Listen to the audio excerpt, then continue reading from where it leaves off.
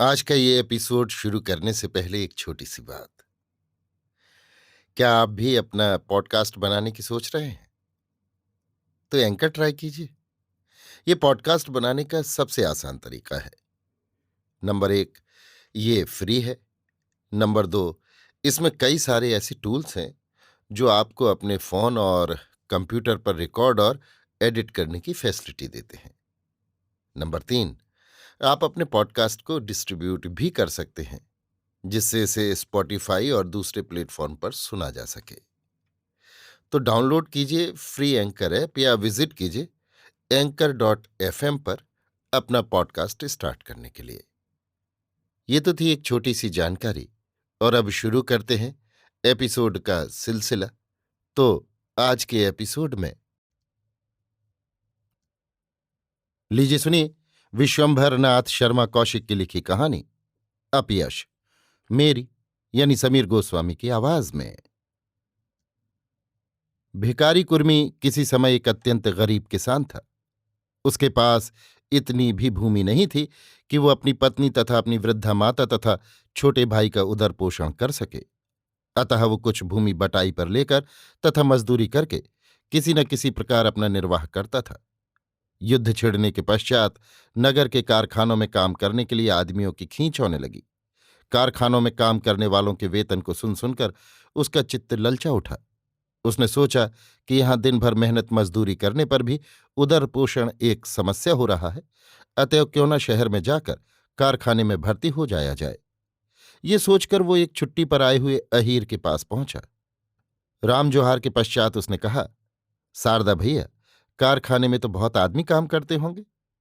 हाँ भैया, हजारों आदमी काम करते हैं। हजारों आदमी? भिखारी ने आश्चर्य से पूछा। हाँ भैया। भला हमारा भी वहां डॉल लग सकता है? हाँ, क्यों नहीं, वहां तो रोज ही भर्ती होती रहती है। क्या भर्ती हो गए? हाँ भैया, यहां अब गुजर नहीं होता। दिन भर मेहनत करके भी पेट नहीं भरता। सो तो ना भरता होगा। अरे कारखाने में बड़ा मजा है, भर मुट्ठी रुपया मिलता है। शहर में रहो, आनंद करो। अजा मजा तो जब होगा तब देखा जाएगा। अभी तो भैया पेट भरने की चिंता है। सो पेट तो ऐसा भरेगा कि बदहजमी हो जाएगी। भिखारी हंसने लगा। हंसते हुए बोला, क्या बातें करते हो भैया, सच्ची बात है। नौकरी करोगे तब पता चलेगा। तो भैया हमें नौकर करवा दो, जन्म भर तुम्हारा गुण मानूंगा। तो हमारे साथ शहर चलो। कब जाओगे? 4 दिन बाद जाएंगे। तो हम जरूर चलेंगे। घर में सलाह कर ली है? घर में सलाह करने की क्या जरूरत है, तुम्हारी अम्मा जाने देंगी। भैया एक बात कहें, बुरा ना मानना। कहो, तुम्हारे कहने का बुरा क्यों मानेंगे? तुम्हारी अम्मा ने तुम्हें कैसे जाने दिया? वो तो मना करती नहीं, पर हमने उनकी बात मानी ही नहीं। क्यों नहीं मानी? इसलिए ना कि यहां गुजर नहीं चलता। गुजर चलता होता तो तुम जाते ही क्यों? शारदा को कहना पड़ा कि हाँ, ये बात तो ठीक कहते हो। तो बस ऐसा ही समझो। जब यहां रहने से पेट नहीं भरता, तब क्या किया जाए, कोई माने या ना माने। यही बात है। अच्छा तो तैयार रहना, 2-4 रोज तो हमारे यहां बने रहना। तब तक हम तुम्हारे लिए कोशिश करेंगे। हमारे पास रुपया पैसा तो कुछ है नहीं। रुपए पैसे की चिंता मत करो। भिखारी प्रसन्न चित्त होकर घर लौटा। अंत को भिखारी शारदा के साथ शहर को चल दिया। उसकी मां तथा पत्नी ने बड़ा दुख प्रकट किया, परंतु वे उसे रोक न सकी। कारण ये था कि एक तो कष्टमय जीवन होने के कारण उन्हें स्वयं चिंता थी कि कोई ऐसा प्रबंध हो जिससे कि कम से कम रोटियों की चिंता से तो वो मुक्त हो जाएं। दूसरे, भिखारी उनकी बात मानने के लिए तनिक भी प्रस्तुत न था। शहर आकर भिखारी शारदा के घर में टिक गया। घर छोटा था और उसमें भी एक दूसरा व्यक्ति साझेदार था। भिखारी ने पूछा, क्या इतनी ही जगह में रहते हो? हाँ और क्या, इतने का ही किराया 5 रुपया महीने है। 60 रुपया साल? गजब हो गया। 60 रुपये साल में तो 12 बीघा जमीन मिलती है। शारदा हंसकर बोला, देहात की बात जाने दो, ये है शहर, समझे। बताओ, देहात में इतनी जगह में तो घूरा डाला जाता है। ज्यादा जगह करनी क्या है, दिन भर तो कारखाने में रहते हैं। खाली रोटी बनाने खाने और रात को पड़ रहने भर की जगह चाहिए। और छुट्टी के दिन क्या करते हो? छुट्टी के दिन शहर घूमते हैं, सिनेमा देखते हैं। सिनेमा क्या होता है? शारदा ने समझाया। भिखारी को बड़ा आश्चर्य हुआ। बोला, हाँ सुनते तो हैं पर कभी देखा नहीं।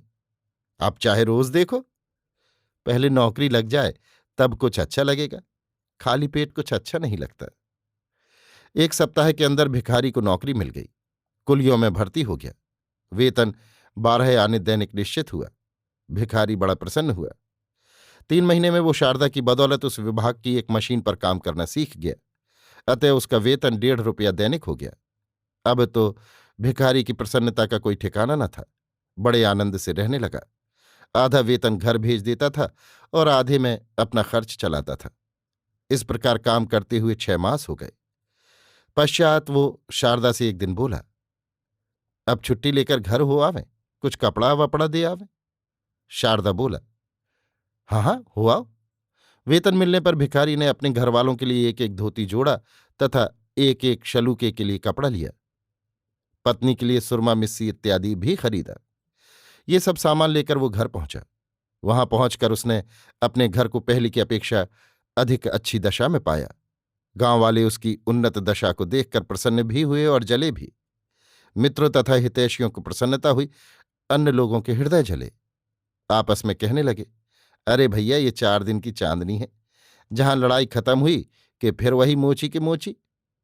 हितैषी लोग कहते थे कि जब लड़ाई खत्म होगी तब तक काफी रुपया कमा लेगा, लड़ाई खत्म भी हो जाएगी तो जमीन ले लेगा, बैल बछिया खरीद लेगा, खेती करके आनंद करेगा।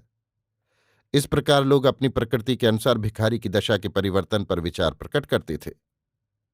छुट्टी समाप्त होने पर भिखारी पुनः शहर जाने के लिए तैयार हुआ। मां ने पूछा, बच्चा अब कब आओगे? जब छुट्टी मिलेगी।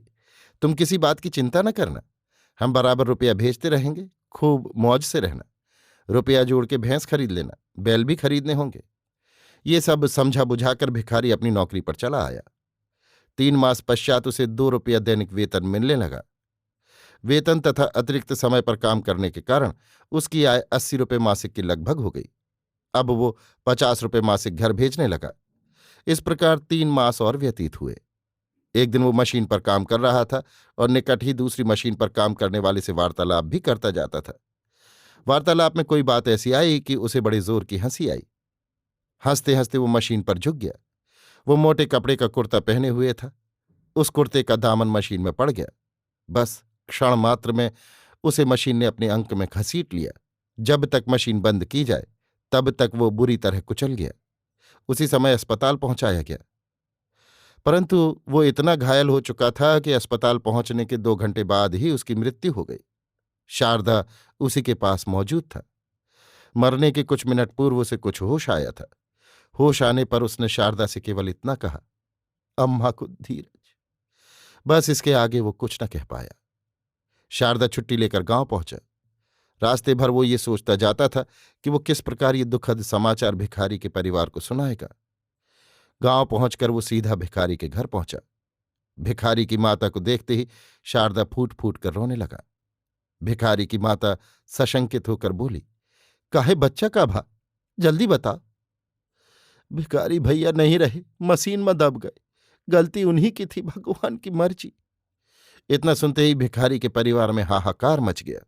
क्षण मात्र में ये समाचार गांव भर में फैल गया। समझदार लोग तो ये समझकर कि भिखारी का प्रारब्ध ऐसा ही था, शोक प्रकट करके चुप हो गए। परंतु कुछ लोगों ने कहना प्रारंभ किया, देखिए इस शारदा की बातें, बेचारे को लालच देकर ले गया और मरवा दिया। यही बात भिखारी के परिवार वालों को भी सुझा दी गई। अतएव उन्होंने भी ये कहना प्रारंभ किया। शारदा बेचारा अपना माथा ठोंक कर बोला, ये देखिए, हमने तो किया अच्छे के लिए, हो गया बुरा। ये जमाने की खूबी देखो। उस दिन से भिखारी के परिवार तथा शारदा में शत्रुता हो गई। अब जो कोई गांव वाला शारदा से नौकरी के लिए कहता तो शारदा उत्तर देता था, माफ करो भैया, भिखारी को नौकरी दिलाई तो ये जस मिला, अब मैंने कान पकड़ लिया। अभी आप सुन रहे थे विश्वंभर नाथ शर्मा कौशिक की लिखी कहानी अपयश, मेरी यानी समीर गोस्वामी की आवाज में।